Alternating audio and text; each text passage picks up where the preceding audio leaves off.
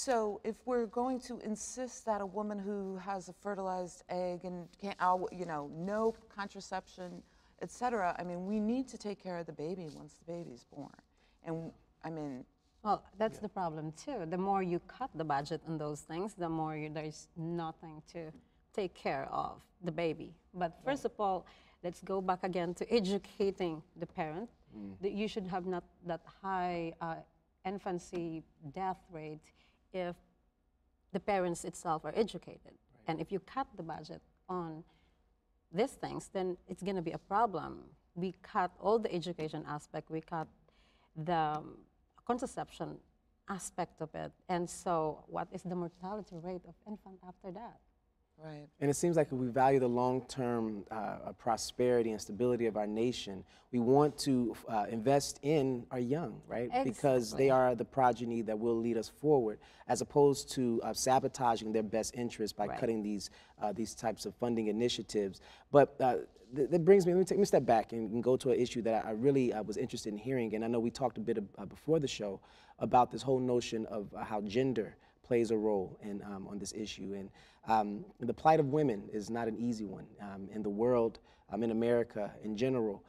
How would you characterize this particular topic when it comes to the issue of gender? It seems like the onus is being placed on women and decisions are being made for women as opposed to empowering women to make decisions for themselves. Well, the thing right now is it is kind of a double standard in terms of birth control.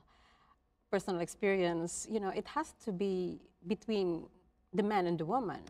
Having family is not just, or not even family, having to have a baby is not just a woman's decision, and it's not just a woman's choice. It has to be an educated decision between the two individuals, the man and the woman. It takes two to tango, all right? So when you go for education, you just don't educate the girls. You educate both in the classroom or somewhere where both are given equal opportunity to be informed of what you're going to do, how to prevent these things, how to be responsible for your kids in the future. It's not just about, okay, you're the woman, you take care of everything. That is not the right thing. That is a so double standard. And you should empower women, and by making men knows and boys knows what is the right thing to do in terms of contraception, you're empowering women at the same time. Would you agree, Dr. Renta? I would agree, and I would add something more to that. I mean, in terms of, yes, it takes two to tango, and I mean, one of the frightening things about the controversy about contraception is that it feels like it's moving women back in time. I mean, back to the time where a woman could not divorce a husband who was abusing her. Back in time to when a woman wasn't allowed to vote, or back in time to a woman when women who owned property lost their property upon marriage. So, I mean, there's a lot of complicated issues involved in this, but I mean, in terms of women are empowered now. We have contraception is available to women and men. And I mean, one of the questions I would ask, however, and just to like see what both of you would say about this, if this were about a pill for men, if men were on the birth control pill to, I don't know, kill off sperm or something, went in, or you know, prevent insemination, make them weak so that they couldn't inseminate, would we be having this conversation? Would it be such an issue? I mean, if you look at the ways in which arguments have gone on or debates have gone on about like insurance companies funding Viagra versus insurance companies not funding the pill. I mean, what's going on there? I mean, if this, if contraception was the male's responsibility, would we be having this conversation? Well, that's a good point. Dr. Spiritu is making the same point about double standards, and I think that's the point that you're making. It makes sense. And let me just full disclosure here, talking about pills that kill sperm and vasectomies, I'm a little scared. And I'm a little frightened by that conversation. But again, that gives me some perspective into what a woman must be feeling when she's making the same types of decisions. And I think that's the sort of sensitivity we need to bring to this debate. And I don't think that's there enough, and especially when you have a body politic which is predominantly run and driven by men. I think that sort of sensitivity should enter the fray a bit. And to answer your question, if there was a pill that could kill sperm, I would probably, in my younger years, be all for it. As for Really? now, yeah, probably so. But as for now, I don't know. kind of I don't know, because you know, when you're younger, you're kind of reckless. You think invincible. you're invincible, so you don't care about these things. When you get older, these things matter. Every Yeah, sort of that's really item you important, put in your thank you. body is very important. So, but again, that colors the debate, because if as a man I'm asked that question, then that gets me into the mind of a woman and the sort of issues that you think about. You have to make the same decision. Right. Well, I mean, the birth control pill. Correct me if I'm wrong on this, but it prevents ovulation. So It depends on, there's so many ways. It prevents Yeah. ovulation, some would prevent implantation. There's so many aspects in the physiology of reproductive physiology that you can actually stop pregnancy. You might have ovulated already, you already have formed the baby, and then you prevent implantation, where the baby reside in there. And, you know, in general, it's just to prevent pregnancy. So if there's no sperm, there's no pregnancy. That's another thing.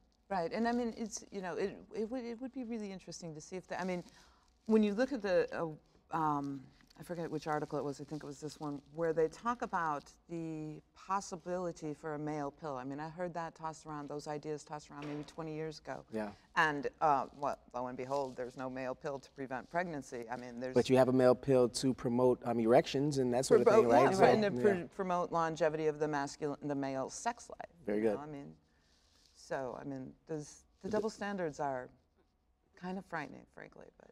Yeah, absolutely. And that whole historical perspective that you lent, where it does seem like the clock is being turned back, especially with this new political regime in the House. That is a pretty frightening prospect. But just on the point of policy, would you agree or disagree with this idea that contraception should be made available to all people, regardless of whether or not you have health care, regardless of what your economic status is? Should contraception be made available to everyone, or should it be limited? Well, I mean, some people who might be watching the show know where my political. I think there are some things that should be, if it were available and people used it, that would be a good thing. You know, I mean, I'm a strong supporter of a national health care plan. Okay. I mean, I support the idea of socialized medicine. I also support the idea of socialized education. I also think that we should be spending our government dollars or tax dollars on the infrastructure of this country, rather than so much on fraudulent defense contracts. You know, so yes, I would support having contraception available to anyone who wants it. I believe it's a personal choice, but if my choice is to get that contraception, it has to be available. I believe it has to be available. Yeah, and you know, what we know is that especially minority women, and then of course women who are new immigrants to the country, they are going to be the most susceptible to these cuts in the budget, because obviously if you can't afford health care, then you need some type of public device to allow you the sort of health care options, the educative options that someone who has more resource available to them might have. So it does seem like this is a minority, a racial, a gender issue. There's all sorts of prisms to this issue that have to be considered, and it seems like it's putting the cart before the horse to just cut funding with one fell swoop without paying attention to all of these populations of people who need this sort of education and opportunity. Just denying it seems to be a bit counterproductive to our best aims. I agree with you. It is a matter of a very small investment for a very big cost in the future. It's like putting this very small amount of money, a change, for something that's really big. Because you're going to spend so much money on welfare and all those things. You got to get, as a person, as a woman, I should know what my choice is.